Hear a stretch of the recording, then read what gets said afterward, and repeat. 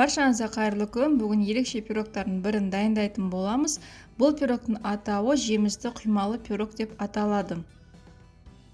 Ол үшін ең алдымен ұнымызға тұзды, қантты, разрыхлителді және маргаринді салып, жақсылап езіп аламыз. Езіп болғаннан кейін үстіне қаймағымызды салып, қамырымызды илейміз.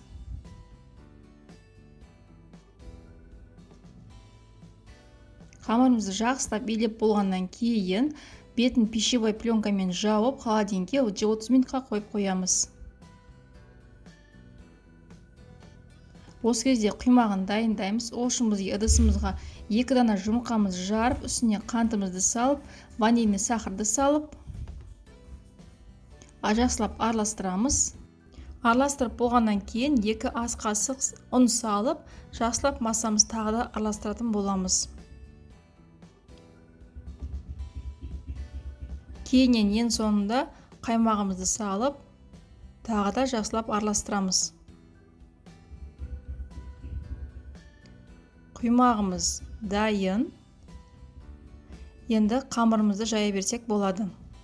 Қамырымызды алдымен осылай форманы пішіндей етіп жайып аламыз.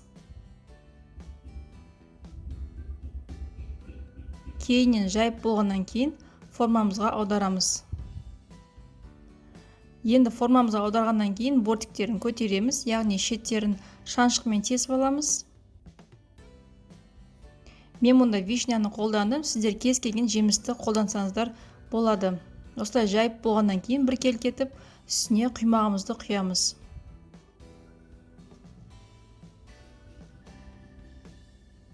Және де егерде сізде бортиктері артық шығып тұрса, осылай артығын кесіп тастасаңыздар болады. Енді дайын болған пирогымызды қызып тұрған пеште 180 градуста 40-50 минуттан пісіріп аласыздар. Пирогымыз дайын.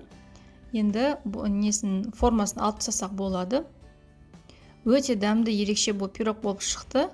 Сіздерге дайындап көруге кеңес беремін. Және де алда жаңа видеолар өткіземін үшін менің арнама тіркеліп, қоңыраушаны басып қойды ұмытпаңыздар. Астарыңыз дәмді болсын.